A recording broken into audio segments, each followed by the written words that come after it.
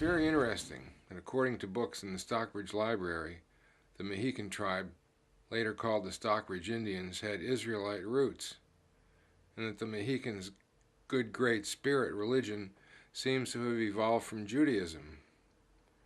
The Mohican tribe, who had walked to North America, met at this place with the followers of Jesus, who had also started in Jerusalem but had traveled around the globe in the opposite direction. If you walk back under that bridge and look back toward the station, you can almost see Laura's tower on top of the hill.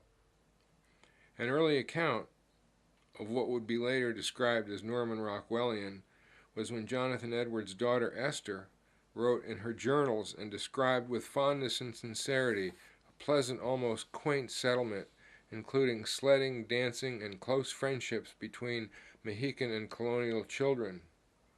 So constant was the companionship of the children of Stockbridge that many English children, including Edwards, were not only well versed in Mohican, but knew words and names in the Algonquin tongue that they knew no English for.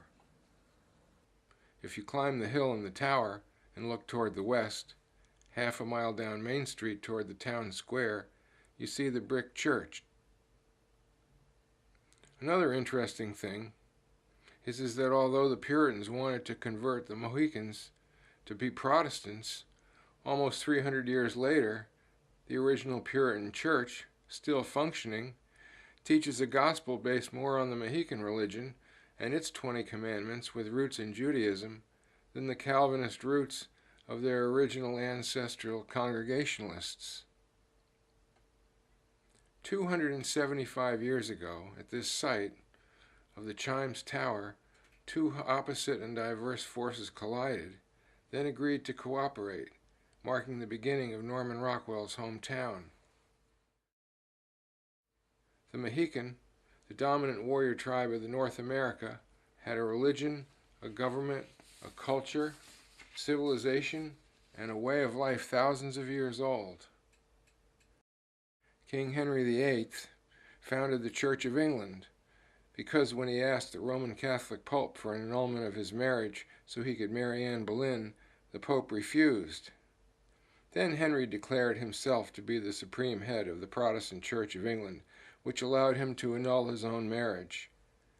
That act changed the national religion of England from Roman Catholic to Protestant, and allowed King Henry to seize all the church property and buildings in England.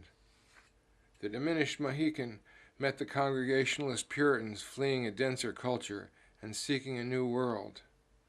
The English colonists were armed with a stern, reforming Protestant religion based on Jesus Christ, who had lived 2,000 years before.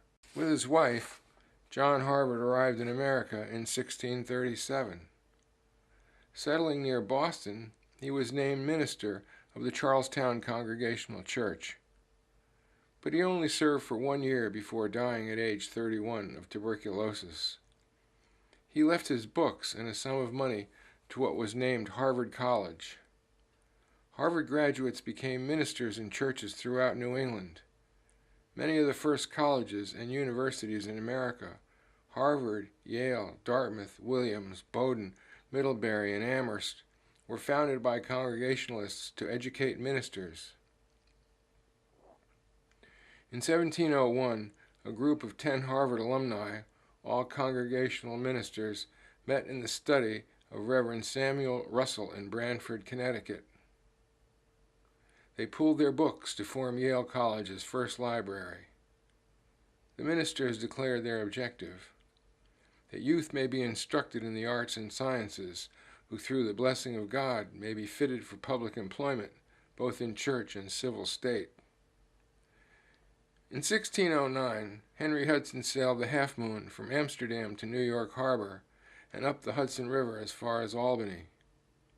Along the way, Hudson traded with several native tribes and obtained different shells, beads, and furs.